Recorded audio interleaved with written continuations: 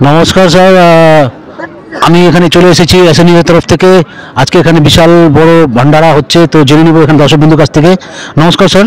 নমস্কার, স্যার আপনার নাম কি স্যার? আমার নাম চিরঞ্জিত সাহা। চিনি স্যার, আপনি কোথা থেকে এসেছেন স্যার? আমি আসাম ধুবড়ী ডিস্ট্রিক্ট থেকে এসেছি। তো আপনি আসাম থেকে এখানে এসেছেন, এখানে কি উপলক্ষে আপনি এখানে এসেছেন? স্যার, প্রথম উদ্দেশ্য হয়েছে আমার আত্মার মোক্ষ প্রাপ্তি করানো।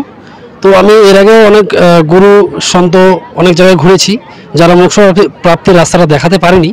তারপর আমি বুঝতে পারলাম যে সন্তরাম পালজি যে মহারাজ রয়েছে, ইনি শাস্ত্রবিধি যে ভক্তি সাধনা আছে, সেই ভক্তি সাধনার মাধ্যমে প্রত্যেক জীবকুলকে মোক্ষ প্রাপ্তির রাস্তা দেখায়। তো সেই উদ্দেশ্যে এখানে আমার আসা। তো এখানে যে আপনি এসেছেন, এখানে কি উপলক্ষে, এখানে মানে কি হচ্ছে এটা?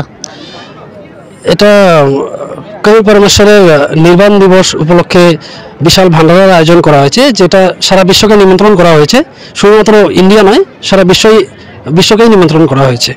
তো সেই উদ্দেশ্যে আমি এসেছি এখানে। তো নির্বাণ দিবসে এখানে কি ব্যবস্থা করা হয়েছে? এখানে বিশাল ভান্ডারার ব্যবস্থা করা হয়েছে, যেটা আমার বয়স অনুযায়ী আমি কোথাও দেখতে পারিনি। প্রথমে এখানে এরকম দেখতে পাচ্ছি। তার সঙ্গে এখানে যেটা ব্যবস্থায় চলেছে না কেন, এটা আগে হয়তো কেউ কোথাও দেখেনি। কোনো সামরিক বাহিনীর কোনো এখানে পুলিশ প্রশাসন এরকম কোনো ব্যবস্থা করা হয়নি। আপনার সব কিছু অটোমেটিক্যালি খুব সুন্দরভাবে চলছে। ঠিক আছে। তো এখানে তার মানে আপনি যে বলছেন এত উপলক্ষে করা হয়েছে, এখানে কি কোনো পয়সা করে কোনো নেওয়া হয় না? এখানে স্যার কোনো পয়সা করে নেওয়া হয় না, আমি তো দেখিনি।